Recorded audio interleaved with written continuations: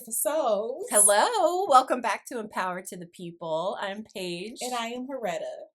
So today we have another juicy topic to talk about. This is something everybody likes talking about these days. Yeah, very popular. For good or for better or worse. Today we're going to talk about relationships. Yes, the good, bad, and the ugly. Oh, yes. I have experienced a lot of personal growth through relationship being a mirror for me. As I shared in one of our earlier episodes about my spiritual awakening as a result of a traumatic relationship.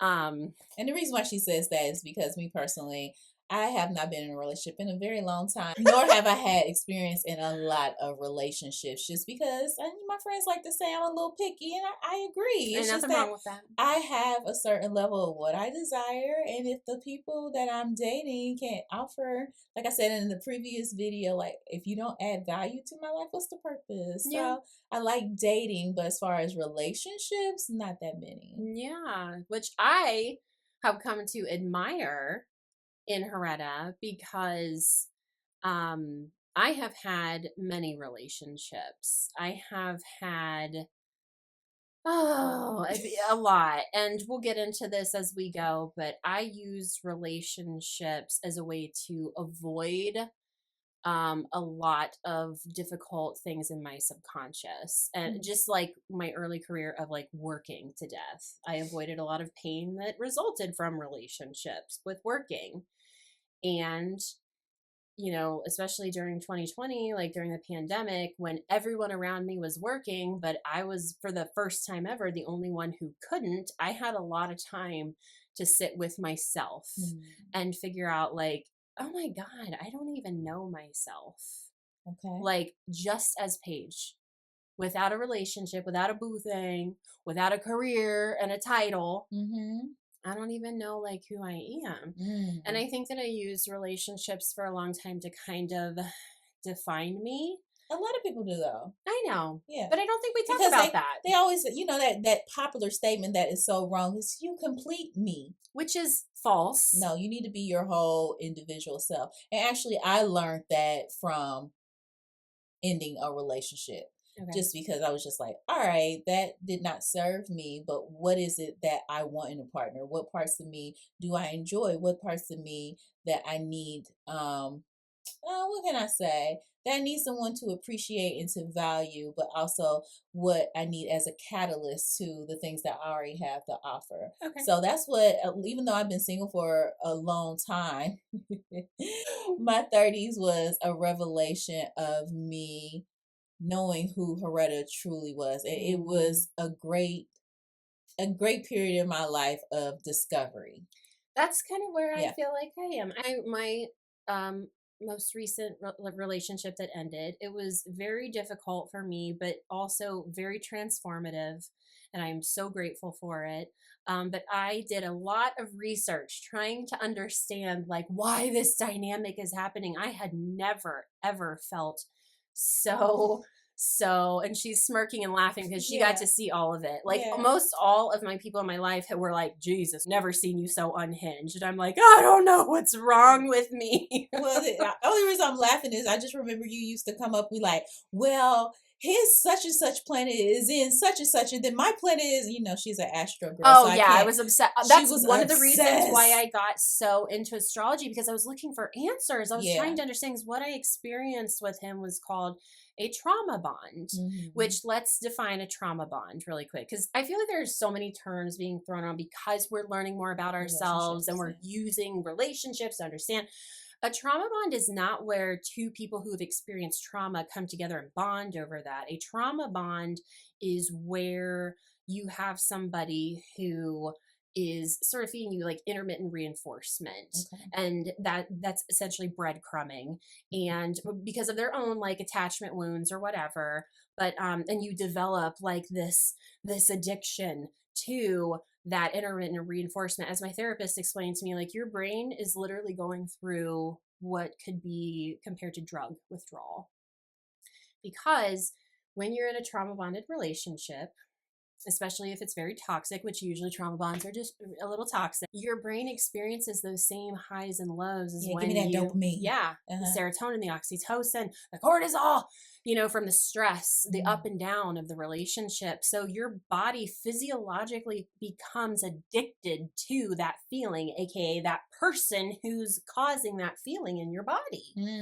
And so you develop a trauma bond through a lot of relationships. It's a ball of confusion. That's exactly what it is. Yeah. But it's so hard to break. And you think that you're meant to go through this with somebody. Yeah. For a while there was a common terminology like, oh my God, my twin flame. I've met my twin flame. I used that on him too. I was like, we are so twin flames. Even he was like, Jesus, we must be something. The main thing with twin flames, they would just talk about like, you have a runner and you have a chaser. And you know what that is? That's called anxious avoidant attachment. Yeah. Okay. It's insecure attachment. The anxious is the chaser, the pursuer, which I found myself to be in this situation. Because typically I realized once I met an avoidant who way had me beat, I was avoidant in relationships. I avoided grieving previous relationships. Whenever I got out of a relationship, I would avoid the grieving phase and overwork myself or find myself interacting with a new person and in a new relationship. Yeah. I never allowed myself to grieve what had been done to me. And I also learned how to take responsibility for my role in relationships. Okay. Now, I never told, people to abuse me. I never told my exes to go out and cheat on me. They're responsible for their actions. We are responsible for our own actions, but I chose not to see red flags. We all do that. Of course we do. And then, some of us have a predisposition when we're raised in dysfunctional childhoods, or we experience, things that cause insecure attachment early on from our caregivers and how they could or could not show up for us. It sort of conditions us to familiarize ourselves with or be more comfortable with a dysfunctional partner and to choose to overlook red flags, And I think one of the reasons why I'm so choosy is because I had a big brother, so saw how they treated women. And I was like, no, that would not be me. So you had good standards set early on. Okay. Yeah. I think, even when I was in high school, I knew when someone was quote unquote gaming me or trying to, finesse their way, into something. Just because I witnessed a lot of how the males in my family would treat women, and I was just like, I will not be her. I do not want the wool pulled over my head. So I would knew what the red flags were. You know what I'm saying? I would knew how men would, so I'm not saying all men, but how some would play the game to get what they wanted from women. Yep. So I think and kind of it is a hindrance to me because I do have a barrier above my heart. So, I choose to I like to tell my clients, instead of a brick wall, I just have a little drawbridge. So when people I show can lower me, it when I want to. Exactly. If you're worthy, guess what? It's going to come down. But if not, I see who you are. You know what I'm saying? So I am grateful that I was able to notice red flags and learn how early to discern. In life. Yes. I have a very good gift of discernment. Yes. So I did not develop discernment very well. I grew up in a dysfunctional household. I feel that I was very loved. I mean, some crazy shit happened in my household, childhood growing up, but I never thought that I was unloved. My dad was an alcoholic, but a high functioning alcoholic. He was also an entrepreneur. My mom, who's very strong and taught me, to be very strong as a woman and to, be self-sufficient and independent. However, codependency factor there. So my mom was always taking care of, she held the regular job, carried the health insurance, made our doctor's appointments. She did the typical, stuff and held down, a job, the 9 to 5. My dad struggled with working for other people because he was meant to be an entrepreneur. Dad's a Leo too. Just, those Leos that it's a fixed sign thing, Hey, watch it. I'm surrounded by Leos, although I bump heads with y'all sometimes because, But that's a Leo thing, one to be Leos are you're not going to tell me what to do. like I'm the star and that's it. Very Leo. I was raised by 2 of them. And funny enough, I'm surrounded by Leo women. They're my best friends. I know. I was the only air sign in my household. My sister's a Sag, so Lord have mercy, they all suck the life out of me. I didn't realize until later in life, though, that my family was very balanced. My father is an air sign. Okay. I'm fire. My mom is water, and my brother is earth. Oh my God, that is we lucked up. Childhood, my upbringing, I just feel like sometimes there was a lot of volatility with the alcoholism because of his own issues, which took him away from us emotionally a lot. So I feel like even though he was physically present, you know, he could be really emotionally unavailable. Never had that, like, you know, daddy's girl thing. Like I see, like how you say you were really close to your father. Big daddy's girl. That feels so foreign to me. Like I feel like I'm more like friends with my father. Let's talk about that dynamic. Yes, I'd love that. Because I think that was truly monumental in my life as a child, because it literally, me and my father had our own language. So we would have moments where we could just be with each other in silence and not talk. So he loves music, I love music, but we would literally like go on the porch, turn on the radio, and just be out there in the dark, just watching the cars go by, but just enjoying each other's company. Vibe over music too. Jazz festival or whatever. He like, hey kid, you want to go? Absolutely. I think me having such a secure relationship with my father helped influence a lot of stuff with the men that I deal with. I agree. Yeah. Our caregivers' love and attention and emotional connection with us is they're our first examples of love and emotional connection, and that sets the standard for us going forward. Because it's a mirror effect. You will find elements of your father or with your caregiver with who you date. Oh my God. Absolutely. Well, you do that just like my daddy. I know. Well, that's what was shown to us. That was the first example we had, you know? So I was close with my dad, but I feel like his alcoholism and his own struggles, which, you know, all our caregivers, this is their first time here too. They were doing the best that they could, you know, but his stuff kind of took him away from us emotionally, right? That was hard for my mother, because my mother put so much into, like, you know, parenting and their relationships, just like he did, but in a different way. Both of my parents grew up with alcoholic parents. So alcoholism is sort of like a lineage in my family. Yeah. It's it on is both on sides both of sides. my families as well. And I was that you have to be very mindful of in taking. Like, I have a family member who decided not to have any intake of drugs or alcohol, just because they knew that it was representative on both sides of their family. Yeah. So I think that is very, very important. But I understand that alcoholism is a illness.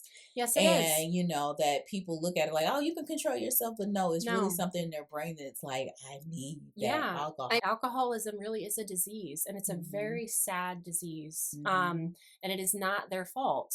No. It is not the alcoholic's fault. Because you learned a lot by being a part of 12-step program. So as a result of my previous relationship, another reason I'm so grateful for it is because it drove me to join a 12-step program, Al-Anon, which is sort of like the partner program to AA.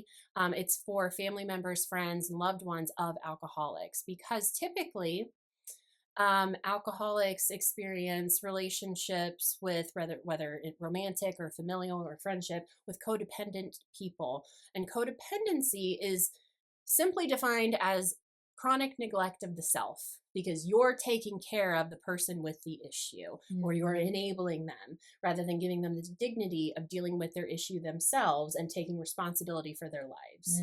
So even though alcoholism really truly is a progressive, devastating disease, they have the ability to choose to stop, but only an alcoholic can choose when they're ready to stop.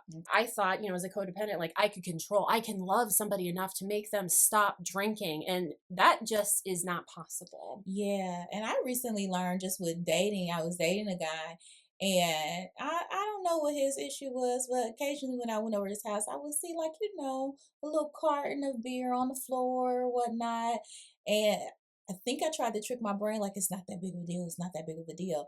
But in all actuality, I remember us going on a road trip, and he like just pulled out a beer really casually. It was like a visceral effect. Like, we're going to talk about that too. This is not for you. And I tried to ignore it. That was a red flag. But eventually the relationship, it wasn't a relationship, but us talking and dating didn't last more than 4 months, just because I knew that was something I wasn't going to be overcome. You know what I'm saying? Just because I knew alcoholism was a part of my family, and that was a trigger for me. I did not want to be with someone that needed, oh, we're going to go on a road trip and have a good time. Let's go ahead and knock back a beer. And I'm like, knowing your limits and being able to was stop. a trigger. Like, I don't think I'm going to be able to handle being with someone who consistently, because it wasn't, let me be clear, it wasn't just that one thing. It just kept on showing up with different dates, different flags. And I was just like, at the end of the day, this is but you were able to recognize that for me. Exactly. And I'm going to come back to how you recognize that in your body. It's so interesting. I have a younger sister, and we both, even though we grew up in the same household, we experienced two very different childhoods. I have brought this to her attention. She's like, oh, I see it now. I have mimicked my relationship. So after how I saw my parents' relationship, my first example of love and relationship, very chaotic, very codependent, like choose a person with an issue, think you can love them, help them, heal them, take care of everything, chronic neglect yourself. And my sister did exactly what my parents did. She married her high school sweetheart. They're still married. They have 3 kids, and they have a very loving, they have their stuff, but that's how she saw my parents. And so many things that they do remind me of my parents, like for better or worse, but it's just so interesting how we all perceive things differently. Our relationships, especially romantic, are direct reflections of the relationship that we have with ourselves. And a lot of this can reflect our feelings of our own self-worth, our tendency to people please, and, like experience even, lack of reciprocity. So I realized recently that I choose these relationships because I didn't really have a good example set of what self-worth really looks like. I grew up seeing my mother being really critical of herself, of my father, of me, of others. And so I became very critical of myself and others and my partners. There's nothing I could do that ever seemed good enough, and then I realized that's been translated, again, taking responsibility and showing up for playing our own roles in relationship. That's translated into my relationships. I could be very critical of my partners. It's like nothing they ever did was good enough. It's really because I wasn't seeing myself as worthy. And then their actions would reflect that back to me because I don't see worth in myself. So of course I'm going to choose somebody who can't see my worth because I'm not respecting and loving myself. Right. And recognizing it in a relationship, you had to get up outside the relationship to recognize those things. Yes. I had to be able to break out of that cycle to be able to actually look at it from the outside and be like, God, this isn't good for either of us. And so with some space, I could finally see. And, I made the choice to actually step outside of my comfort zone and go and find a 12-step program, even though I thought I was going into Al-Anon to help my alcoholic, which is so funny because it's like I needed to be there anyway. It really gave me a whole new perspective on the types of people that I've chosen to be in relationship with and how I've shown up in relationship, and just reinforced that these have been reflections of how I feel about myself. Kind of like you had to reprogram your mind to know what was going to be beneficial for you in relationship. Yes. Yeah, you were used to the toxicity. Yes, I was used to the toxicity because I grew up in a chaotic, dysfunctional environment where that was normal. I'm like, I can tolerate alcoholism. I can tolerate, like verbal, emotional, mental abuse. I can tolerate the highs and lows. Well, newsflash, just because we can tolerate it does not mean that we have to or that we should. Yeah, so question, how we're little girls and we have the whole Disney, aspect or whatever, like, oh my God, I'm waiting for my Prince Charming to come. Our fairy tale. Was that ever you? And everything no, like that? Yeah? Actually, I wasn't really like girly like that as far as like, but this mindset of like, somebody's going to save me. Somebody's going to come and save me eventually and be the person I always needed to take care of me. Okay. Not realizing that I have to become the person that I always needed to take care of me. But I sought that out in partners. So there was this idea, and all the things that they tell us, that men are supposed to be this way in relationship and women need to be this way, and a lot of like gender role, like societal conditioning, a lot of that played into it. But I do remember having that feeling of like one day somebody's going to like show up for me and love me and take care of me and validate me, like, you know, in my little kid way of understanding. So Okay. to an extent, yeah. I think Did you?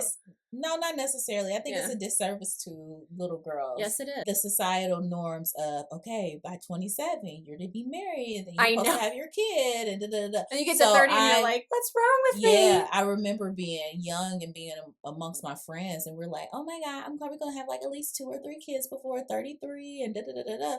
And in reality, that wasn't going to happen. You know what I'm saying? But society shaped your mind to Yeah. thinking that yeah, you go to college, you graduate, you meet your partner, you go ahead and get married, and you have your babies. children and everything. And then I believe, like in my early no, really around 29, 30, 31.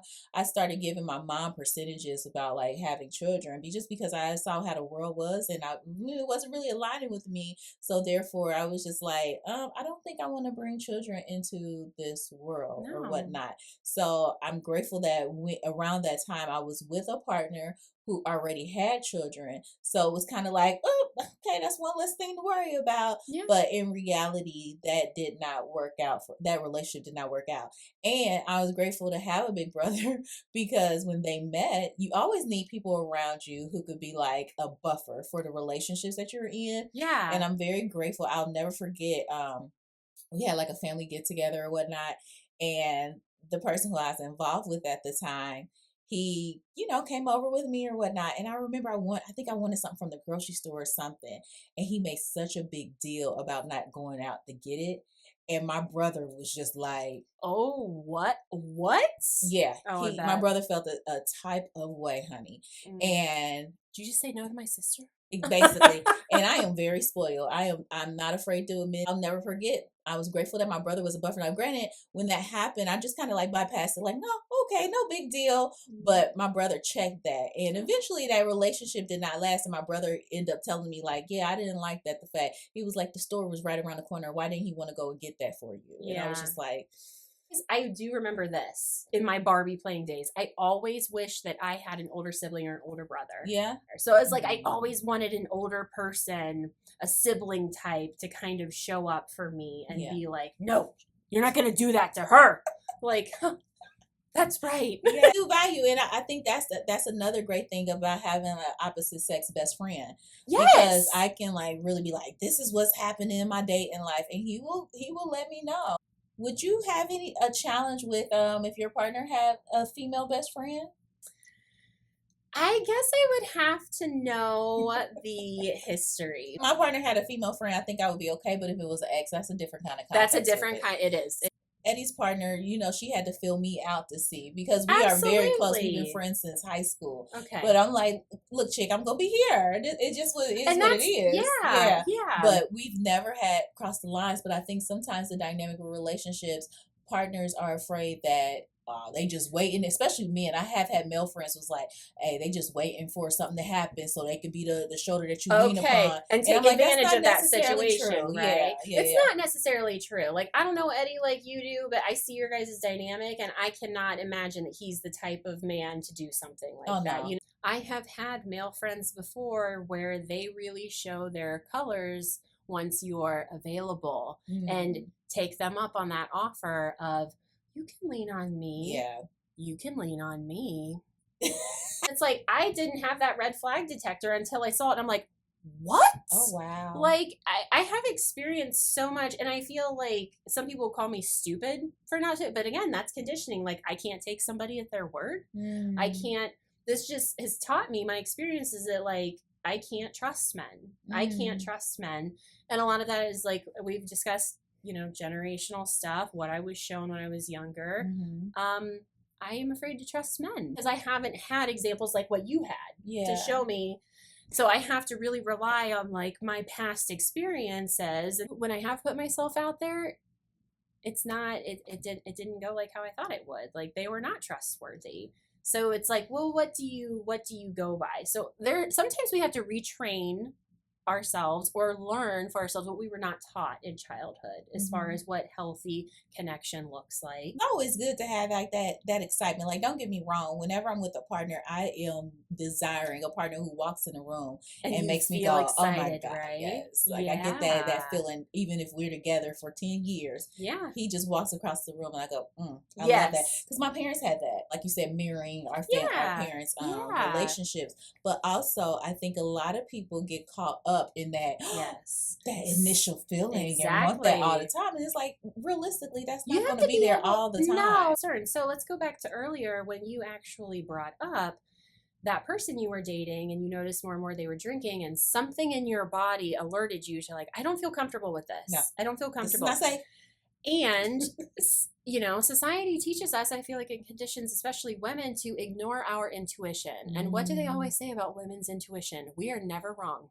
Listen. When we listen to our intuition, I'll tell you right now, and I learned to start listening to my intuition because that bitch ain't never wrong. That's the thing. Like, it's here to save you. That is that inner voice. Your inner GPS system is what I call it. That's what it is. That's what it is. It helps navigate you through life. So why not just lean into it? Yeah, for a long time I was like, well, how do I know the difference? How do I know the difference? And I have learned that it's through listening to your body. Our bodies, these meat suits, as I endearingly call them, are our vehicles for this life, our antennas to pick up. When you just feel like a vibe is wrong, something always starts in my solar plexus, in my stomach. That's where my energy, our energy center is.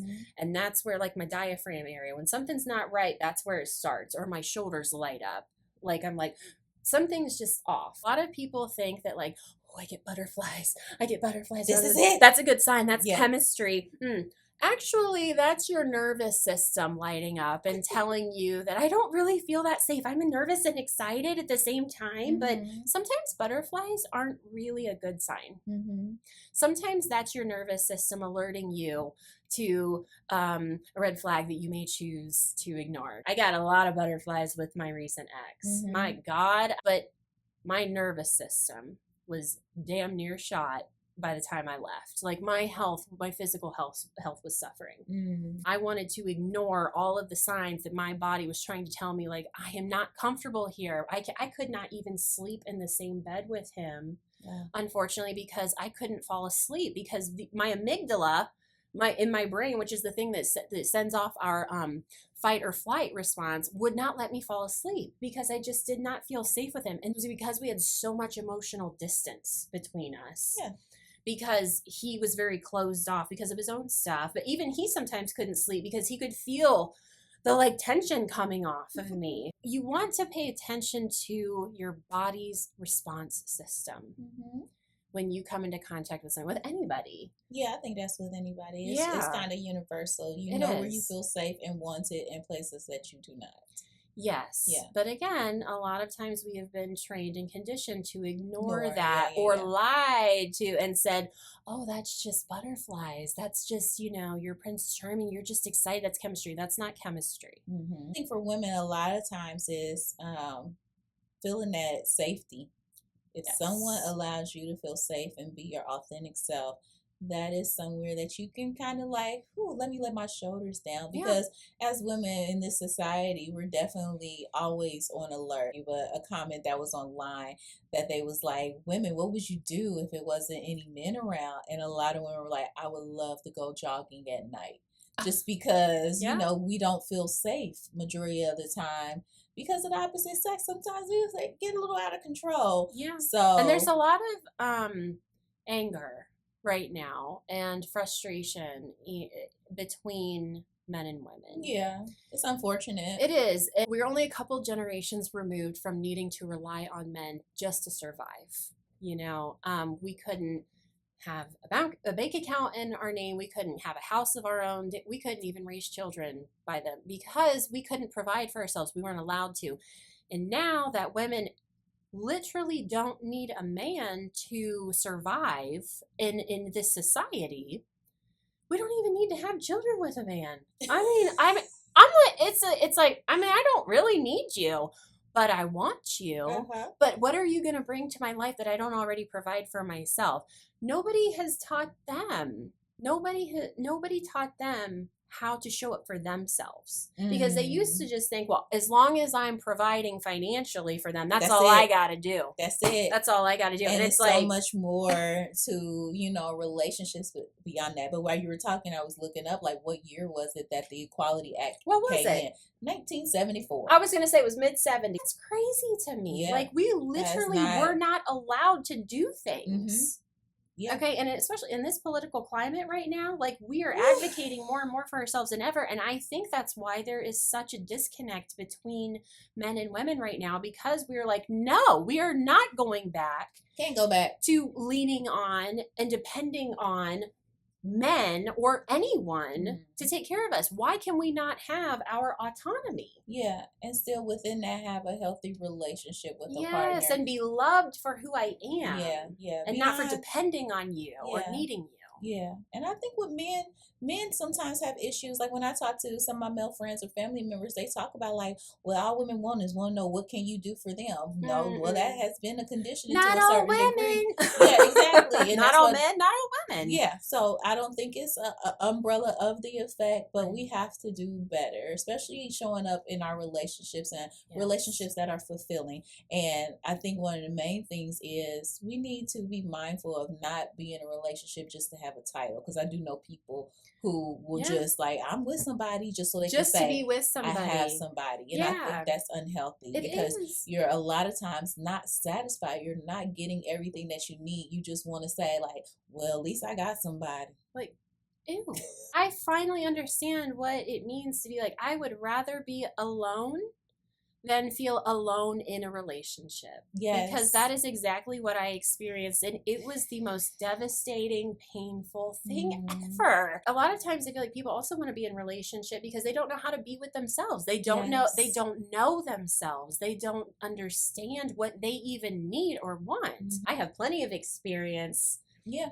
Knowing what I don't want now, and thank God. I'm so grateful for that now I know exactly what I want. Yes, and I think that's very, very important for you to know exactly and what you want and what you deserve. Yes, and what you deserve Another thing that relationships help teach us is that we do not have to prove ourselves worthy of being loved. And unfortunately, people, when things don't work out the way you quote unquote think about them in your mind, you're like, oh my God, it's me. That's the initial like, oh my God, it's me. Oh, what can I do to satisfy this person? Majority of the time, it's not you. I believe how much I've learned in such a short period of time to understand myself better because I was willing to look at myself in the mirror to be like, why do I keep experiencing this? What is it about me and my actions that I allow this to keep happening? Yeah. I had to look at myself though, and my own patterns and my own conditioning to really understand I'm worthy exactly as I am. That's it. I am worthy exactly as I am.